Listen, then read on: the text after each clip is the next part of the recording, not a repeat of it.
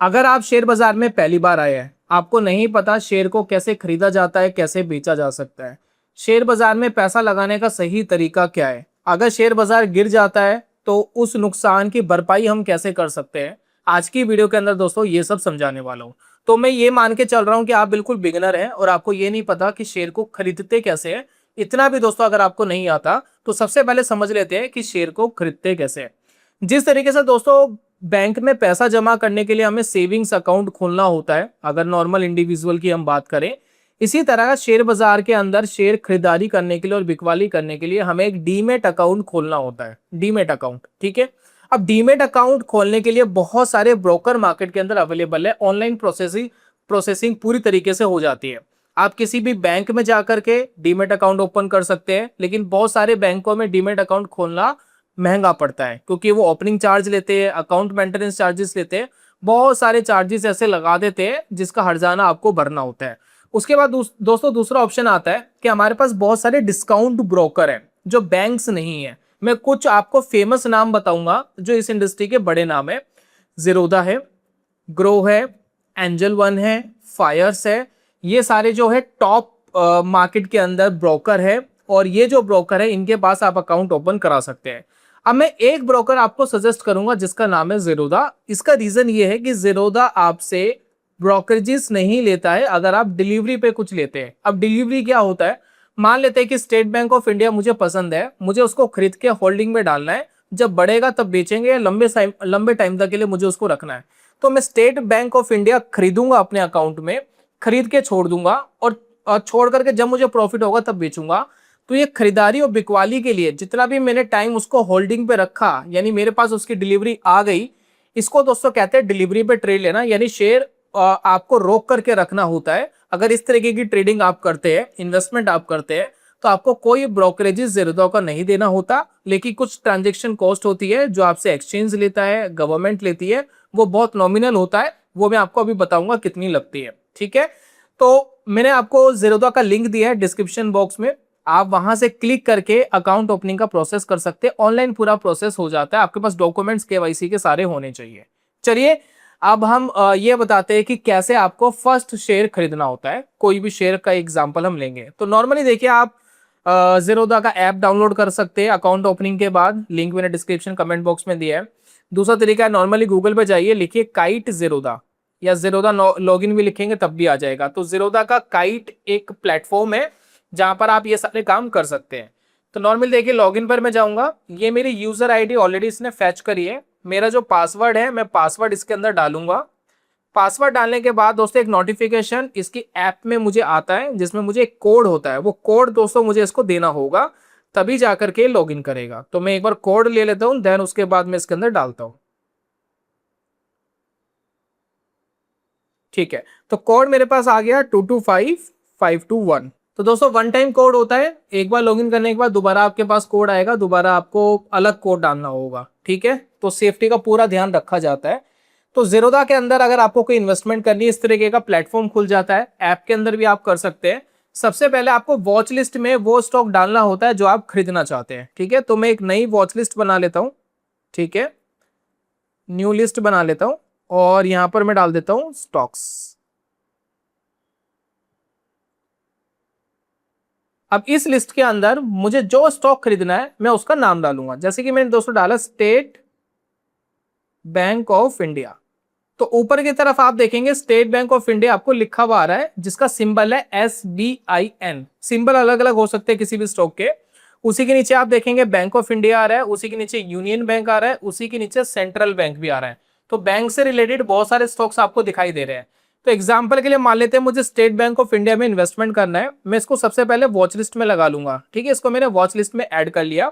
अभी 1017 रुपए का ये स्टॉक चल रहा है, लेकिन आज से 10 साल पहले कितने का चल रहा था वो एक बार मैं आपको दिखा देता हूं, क्योंकि लॉन्ग ड्यूरेशन में अगर आप कोई अच्छा स्टॉक खरीदते हैं तो उसका बेनिफिट क्या होता है वो जरा समझ लेते हैं, ठीक है। कुछ टाइम पहले ये 1200 रुपए का चल रहा था, 2024 में ये 600 रुपए का था, 2021 की अगर हम बात करें तो ये 270 रुपए का था। अभी बीच में 190 रुपए का भी चला गया था। ये 2019 में 300 350 का चल रहा था। तो आपको ये भी पता लग गया कि वॉलेटिलिटी बहुत होती है स्टॉक्स के अंदर। अगर मुझे इसको खरीदना है लंबे समय के लिए, कैसे खरीद सकता हूं? नॉर्मली मैं बाय पे क्लिक करूंगा, देखिए यहाँ बाय का बटन आ रहा है, ठीक है। नीचे आप देखिए अभी मेरे अकाउंट में 13,600 रुपए अवेलेबल है, तो मैं 13,000 रुपए तक के स्टॉक रेगुलर लॉन्ग टर्म के लिए, देखिए यहाँ लॉन्ग टर्म लिखा है, लॉन्ग टर्म का मतलब है मैं होल्डिंग पे रखूंगा, जब मेरा दिल करेगा तब बेचूंगा। इंट्राडे का मतलब होता है अगर मुझे आज ही खरीदना है, आज ही बेचना है, तो इंट्राडे करते हैं। लॉन्ग टर्म खरीद के छोड़ना है। तो जितनी भी क्वांटिटी में खरीदना चाहता हूं, फॉर एग्जांपल मुझे 10 क्वांटिटी खरीदनी है, 10,000, ये देखिए 10,171 रुपीज मेरे को लगेगा। आप जैसे कि पेटीएम वॉलेट वगैरह के अंदर पैसे डालते थे, ठीक इसी तरीके से ज़ीरोधा में पैसे आपको डालने हैं, यूपीआई नेट बैंकिंग से डाल सकते हैं। डालने के बाद आप इन्वेस्टमेंट कर सकते हैं। इसको खरीदने के लिए चार्जेस कितना मुझे देना पड़ेगा, तो यहाँ पर देखिए टोटल आपको चार्जेस लिखा आता है, लगभग 12 रुपये 55 पैसे खरीदने का चार्ज लगेगा। और आप देखिए ब्रोकरेजेस जीरो है, बहुत सारे ब्रोकर ब्रोकरेजेस लेते हैं, ज़ीरोधा आपसे कोई ब्रोकरेजेस लेता नहीं है होल्डिंग पे, ठीक है। ये आपने खरीद लिया। अगर अब आपके पास होल्डिंग में ही आ गया, तो आप इसको सेल भी इसी तरीके से कर सकते हैं। जब आप इसको सेल करने जाएंगे तो 10 रुपये 55 पैसे आपका सेल का लगेगा। तो ये आपके लिए एक्स्ट्रा चार्जेस होता है 20-25 रुपए। 10,000 रुपए का सामान आप खरीदते हैं तो 20-25 रुपए आपके खरीदने बेचने के लग जाते हैं। साथ में एक डीपी चार्जेस होता है 15 रुपए, आप उसके मान लीजिए, ठीक है।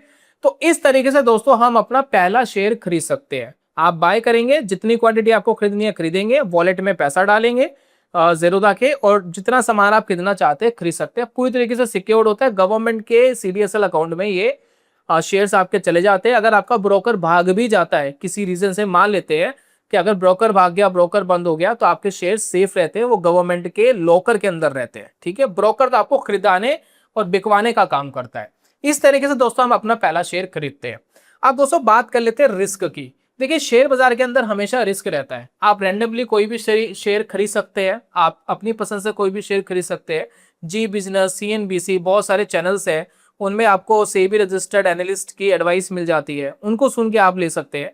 प्रॉब्लम ये आती है कि शेयर बाजार ऊपर नीचे होता रहता है, कोई भी शेयर 50, 60, 70% तक नीचे गिर जाता है, कई बार शेयर जीरो हो जाते हैं। यस बैंक की हम बात करें, एक टाइम पे 400 रुपए का था, तो आज 20-25 रुपए का ट्रेड कर रहा है, ठीक है। तो इस तरीके का रिस्क मार्केट के अंदर हमेशा आता है। तो मैं आपको वीडियो को वाइंड अप करने से पहले एक सिंपल सा सॉल्यूशन बता रहा हूं। अगर दोस्तों मार्केट के अंदर आपको इन्वेस्टमेंट करना है, तो एक तरीका और होता है, वो होता है इंडेक्स के अंदर पैसा लगाना। और इंडेक्स के अंदर पैसा लगाने के तरीके बहुत सारे हैं। एक बहुत ही फेमस तरीका है ईटीएफ, यानी एक्सचेंज ट्रेडेड फंड। देखिए एक हमारा इंडेक्स है जो हमारे देश को रिप्रेजेंट करता है, निफ्टी 50। कभी कभार आपने न्यूज चैनल में सुना होगा कि निफ्टी 50 आज इतना बड़ा, सेंसेक्स आज इतना बड़ा। तो सेंसेक्स में टॉप 30 स्टॉक्स होते हैं, निफ्टी 50 के अंदर टॉप 50 स्टॉक्स होते हैं। यानी हमारे देश के सबसे बड़ी 50 कंपनियां सेंसेक्स में होती है, सबसे बड़ी 30 कंपनियां, ठीक है। तो ये इन ईटीएफ के अंदर अगर आप इन्वेस्ट कर देते हो, तो आप 50 स्टॉक्स के अंदर पैसे लगा देते हो, ठीक है।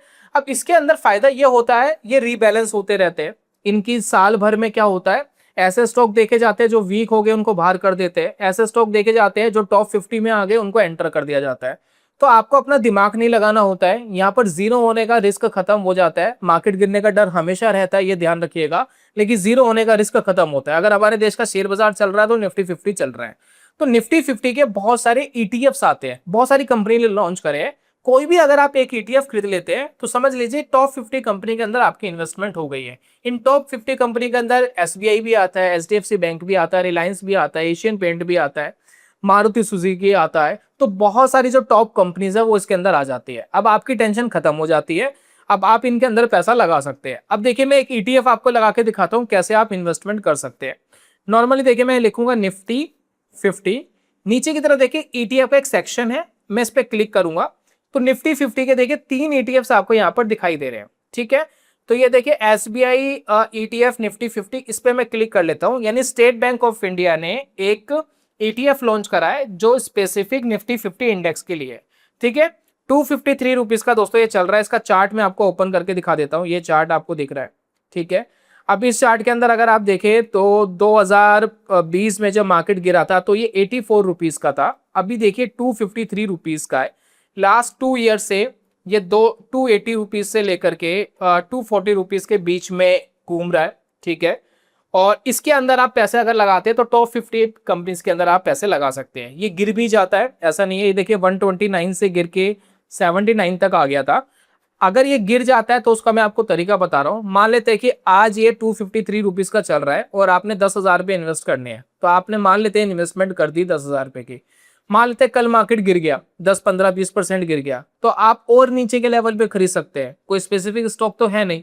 तो नीचे अगर मार्केट गिरता है तो हर साल आपकी इनकम आती है, हर महीने आपकी इनकम आती है। तो जैसे जैसे आपके पास इनकम आए, सैलरी आए या बिजनेस इनकम आए, अगर आप साल भर में बिजनेस इनकम कंसीडर करते हैं तो आप बीच बीच में मार्केट के अंदर पैसा लगा सकते हैं जब भी बाजार गिर जाता है। जब बाजार गिर जाता है तो उसका फायदा ये होता है कि जब बाजार ऊपर बढ़ेगा तो आपका पैसा मिल जाएगा।